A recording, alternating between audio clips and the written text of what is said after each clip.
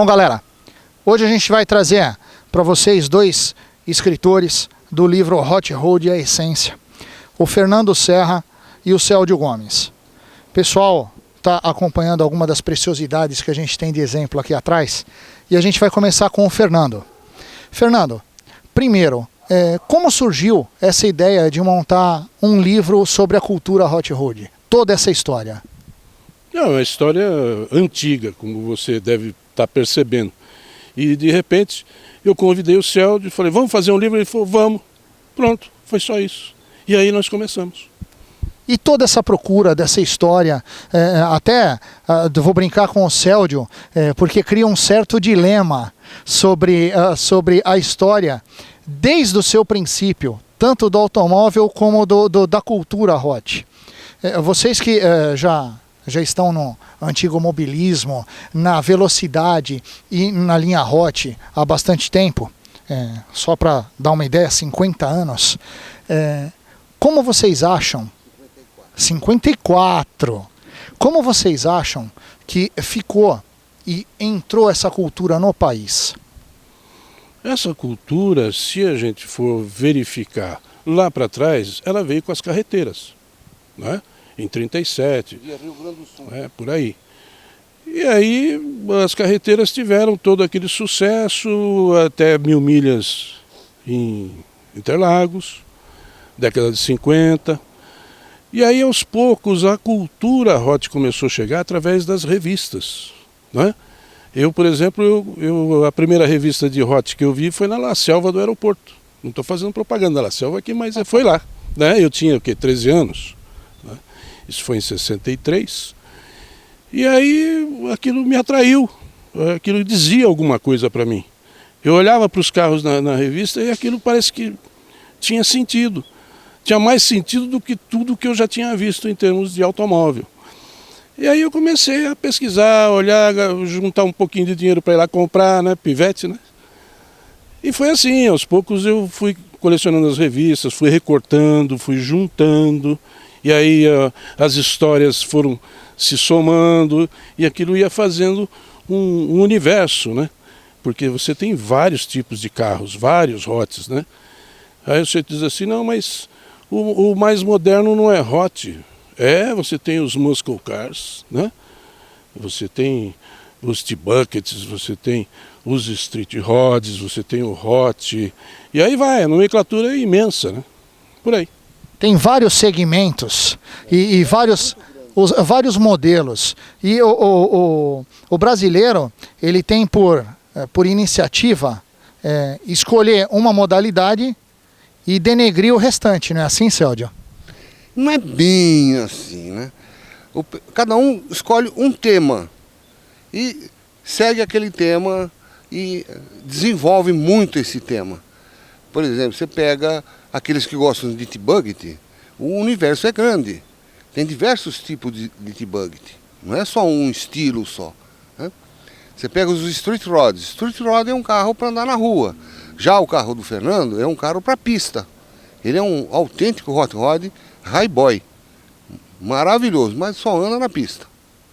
E tem os muscle car, que está em voga agora, por quê? Porque os carros antigos, abaixo de 60, 50, se extinguiram. Então o pessoal está indo agora para os muscle car. Que é o caso de um exemplo aqui, que é um belíssimo pony car, né? E como o Fernando disse que ele começou aos 13 anos, eu comecei um pouquinho antes. Foi numa viagem de um tio para a Europa, que nós fomos no aeroporto fazer aquele maldito tchauzinho, né? Tudo com roupinha na igreja, na missa de domingo, né? E meu avô era o responsável para distribuir a mesada.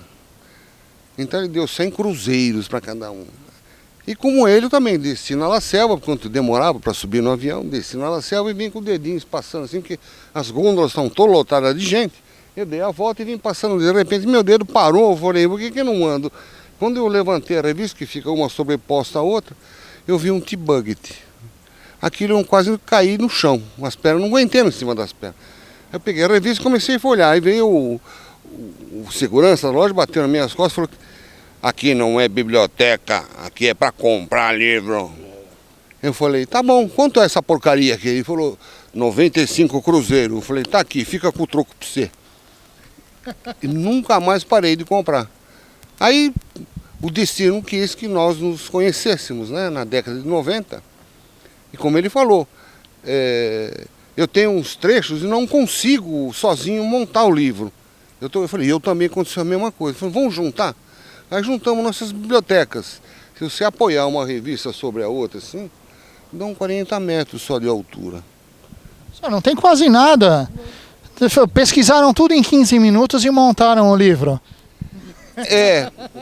Isso demandou desde 1960, eu e ele desde 63. E começamos em 95, nos conhecemos em 96, começamos o livro. Para fazer o primeiro volume demandou 17 anos. 17 anos. E a gente já vai avisando o pessoal que terão mais 2 edições. São histórias que... Exatamente, são histórias que vêm ano a ano explicando não só o que foi trazido da época romana, antes de Cristo, os sumerianos, e o que é utilizado hoje, que veio através disso. Às vezes a gente é muito imediatista e fica falando que as coisas foram inventadas tudo entre 1800 e 1900, né? O mundo não existiu antes disso. É uma grande polêmica, isso interessantíssima. Mas,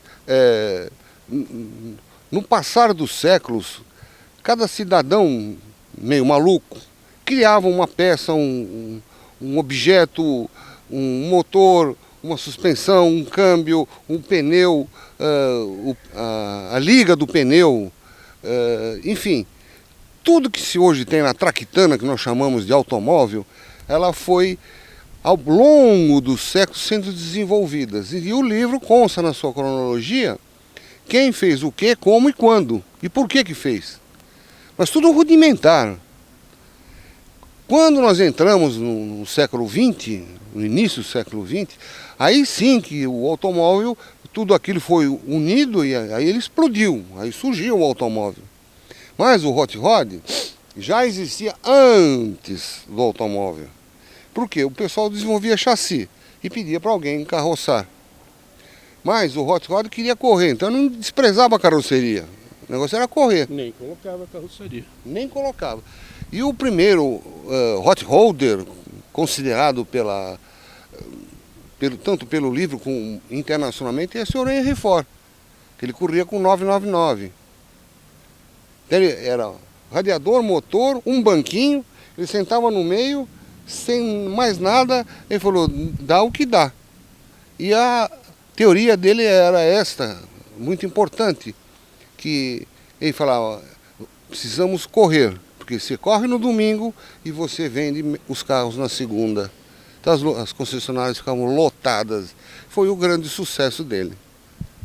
E vocês que desenvolveram essa enciclopédia da cultura do hot, antigamente, há poucas décadas, o hot era visto na maioria do público brasileiro um segmento meio que marginalizado, né, do antigo mobilismo.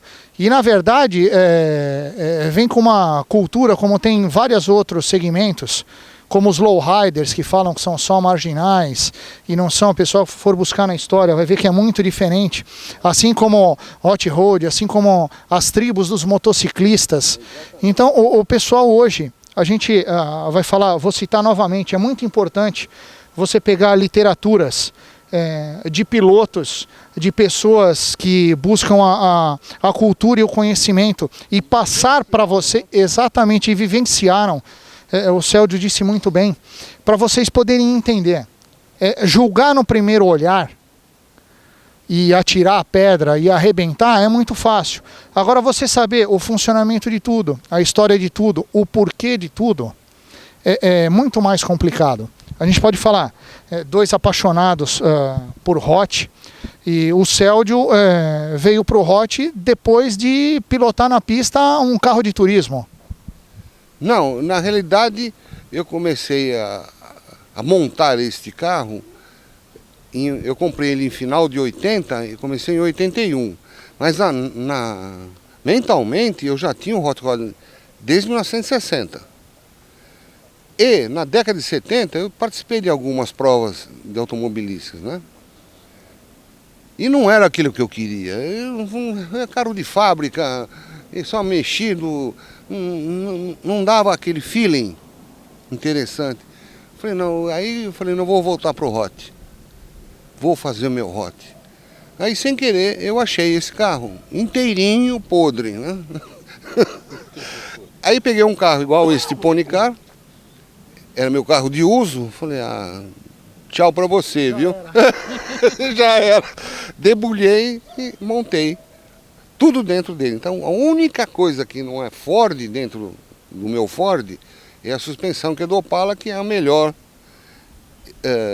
que se aplica aos veículos da década de 30, porque ele tem a facilidade de você não precisar de usar torre para suspensão. Ela é plana, baixinha, então facilita muito a adaptação.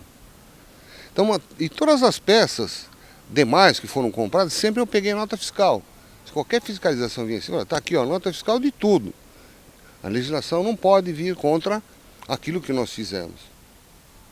Isso é muito importante. E documentar o carro. Ele está documentado, pode rodar tranquilamente. Já viajei por esse país afora com ele, participei de infinitos eventos, criamos eventos, eu e o Fernando, eventos maravilhosos sobre Hot Rod. Participamos das provas de arrancada, fizemos o estatuto das provas de arrancada junto com o doutor Arthur Nutt, que você conhece muito bem. Desculpa. Mas dedicamos uma vida ao Hot Rod. E chegou um momento que falou, pô, não tem solução, vamos colocar no papel aquilo que nós vivenciamos, estudamos, pesquisamos. E chegamos a 1/3 do livro, que o livro na realidade tem mais de 500 páginas. Galera, a gente vai dar só uma pausinha, segura no freio aí, que a gente já volta com mais Hot Rod a essência.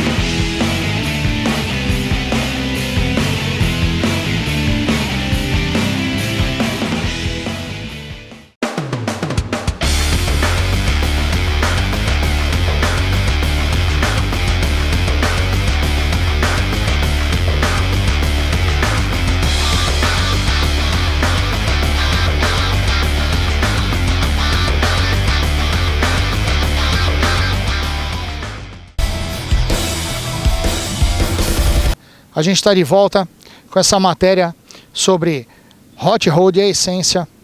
Esse livro traz muita história mesmo, tá? Isso não é uma ficção ou uma experiência de cada um. Isso é história real de todo o andamento e o como funciona mundialmente essa parte do Hot Rod. O Fernando vai explicar um pouco mais pra gente, mas antes a gente terminou outro bloco, o Célio falando de corrida e arrancada, e o pessoal é meio cismado de falar de mulher como piloto, né? A gente tem alguns casos como a Regina Calderoni na Stock Car E a Regina Serra também, que andou com o seu carro. Como foi essa experiência? Essa experiência foi assim, nós estávamos fazendo o carro em casa, o Célio junto, o Franquinho apareceu também em algumas oportunidades para nos ajudar, tá aí. E de repente o carro foi ficando pronto e o senhor Arthur convidou para que a gente fosse para Interlagos, correr lá. E minha irmã estava junto e de repente ela gosta de esporte radical e disse, você não vai, você já tem pressão alta, quem vai sou eu. Eu disse, tá bom, então você vai. E ela imediatamente pegou um balde de tinta azul, despejou em cima do carro e começou a pintar com rolinho, não é? E aí nós todos nos tornamos uma escuderia, entre aspas, né? Que nós demos o nome de Faísca porque o meu pai tinha uma baratinha Hell, 1934, lá em 1947, 48. E o apelido da baratinha dele era Faísca, né? Então a ideia foi homenagear meu pai. E aí a minha irmã foi para a pista e o meu pai ficou todo orgulhoso, a minha mãe também. E ela saiu já fazendo estrago lá e dando pau em alguns marmanjos lá que não gostaram nada, né? Mas foi só uma coisa assim de treino, não é uma coisa quase que de hobby, né? Mas foi legal. Eu acho que o Hot ele tem isso, ele surpreende, né? É surpreender. De repente, essa foi a ideia e essa foi o que ocorreu realmente, né? Foi uma surpresa dela passar na frente de todo mundo. Dizer que a sua irmã foi a primeira mulher a pilotar um hot rod em provas oficiais. Opa, tá vendo? Mas aí tinha que ver dele, porque senão eu ia ficar muito orgulhoso, ia virar um balão. O Hot Garage já organizou alguns eventos de carro antigo e às vezes a gente faz o convite e muita gente fala, não, eu não saio com o meu carro. Aqui não. Eu não ando com o meu carro é só na garagem, só no cavalete.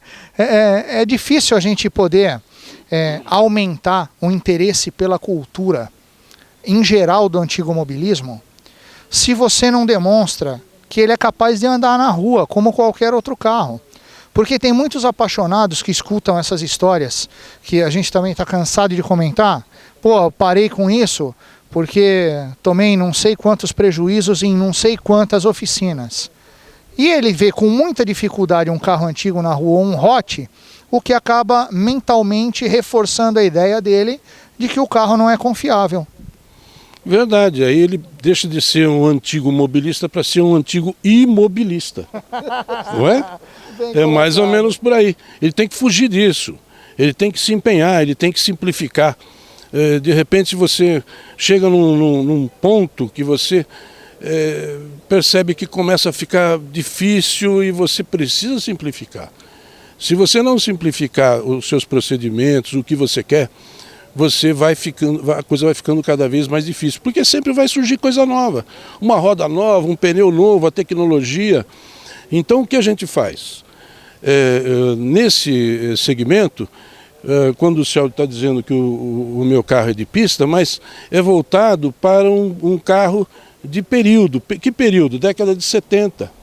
Então é claro, ele não vai competir com o carro de 2014 jamais, né? Você traz um motor na caixa todo cheio de eletrônica, ele de 500 a 700 HP, é só o dinheiro que ele não já manda instalar.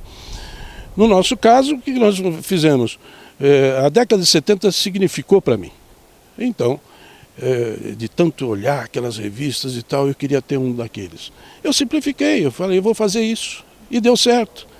E não é que de repente surpreendeu, não é? Eu acho que é esse o ponto.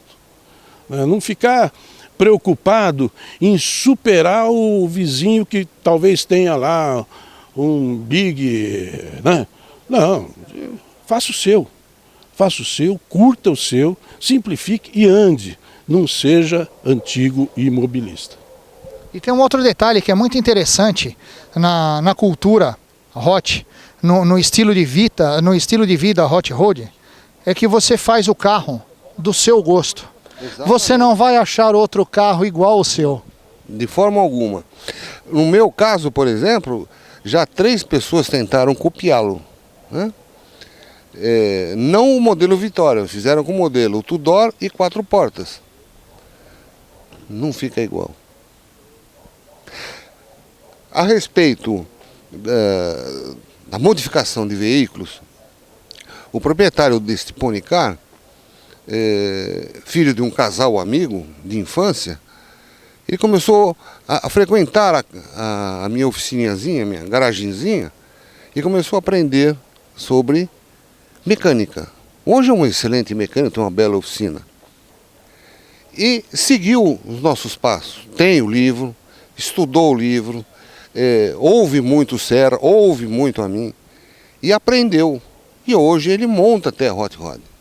Se alguém estiver interessado, ele vai estar presente daqui a pouco, você o entrevista, converse com ele, vai ver o que esse garoto cresceu. É isso que nós precisamos de jovens, que nós, velhos, passamos para os mais jovens, toda essa história, essa tecnologia. E nós as concentramos no livro. Eu, né? Bom, então, a nossa ideia era passar para os descendentes aquilo que nós suamos para aprender. E fica muito fácil passar, porque amanhã nós vamos embora, põe o paletó de madeira, meu, e tchau, né? E vai ficar morto isso por aí, não. Então vamos registrá-lo em livro.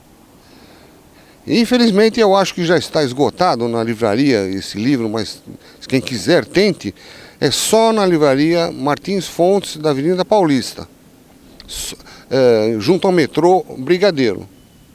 Tem outra livraria Martins Fontes mais para frente, perto do Augusta, não, aquela não tem. É só na Martins Fontes, esquina com a Brigadeiro e Luiz Antônio. Tente lá, talvez se encontre algum exemplar, que já está praticamente esgotado a quantidade que nós fizemos. Sem patrocinador ainda.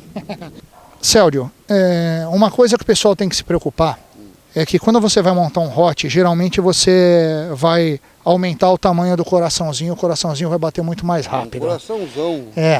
E tem que se preocupar muito com a qualidade das adaptações, com o profissional e com a segurança. Não é simplesmente, gente, sair soldando, sair aumentando a cavalaria e achar que está tudo bem e sair na rua brincando. Você precisa ter a visão do que você está fazendo.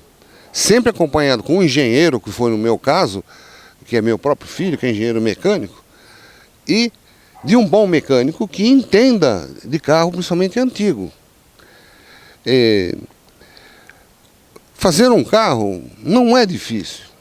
Precisa ter feeling, bom gosto, saber montar uma ergonometria que o conjunto lhe traz harmonia. Que é o que tanto o Serra e eu temos isso, acho que de nascença. Nascemos com isso aqui. A gente tem um feeling muito afinado para fazer um carro. E muita gente no Brasil veio nos acompanhando e observando como é que se faz. E hoje nós temos maravilhosos hot rods no Brasil. E o importante, na época que nós fizemos os carros, a importação de qualquer tipo de coisa era proibida. Hoje as portas estão abertas. Você traz motor, câmbio, diferencial, suspensão, coluna de direção, tintas, o que você imagina, carroceria, chassi, mesmo carros antigos para modificar aqui, hoje está à vontade. Nós suamos a camisa para conseguir um parafuso especial da porta, que é aquele que você aperta com martelo. Isso é a coisa mais difícil, a gente só tinha nos Estados Unidos. Algumas peças eu trouxe, algumas viagens que eu fiz para lá, escondido na mala. E outras, amigos que foram, me trouxeram peças. E assim, aos pouquinhos, eu fui juntando algumas coisas, cheguei a montar o carro inteiro, do jeito que vocês estão vendo aqui atrás. Agora, Fernando, como o Célio disse, tem que ter um feeling e um bom gosto. Porque, afinal de contas, do momento que você começa a transformar um carro, principalmente se você for mexer na carroceria, como a gente vê muito, rebaixar teto, alterar a porta e tudo, o belo do catastrófico é muito perto. Ah, sem dúvida. Mas você pode seguir um pouco as revistas especializadas, nós temos algumas no Brasil já, e eles estão procurando um caminho que mostre essa estética, né? Geralmente, quem está na mídia vai buscar um pouco disso também, porque o público também tem um olho para isso, né? Diz, aquilo ali não ficou muito bom, acho que aquela roda, aquele pneu, aquela inclinação, aquele teto cortado, rebaixado, como você falou, muito, né? Então, dá para fazer, dá, mas você não precisa exagerar, né? Eu acho que se partir desse detalhe que não exagere, não é? Dentro do que é o universo do Hot, você vai ter um Hot apreciável, né?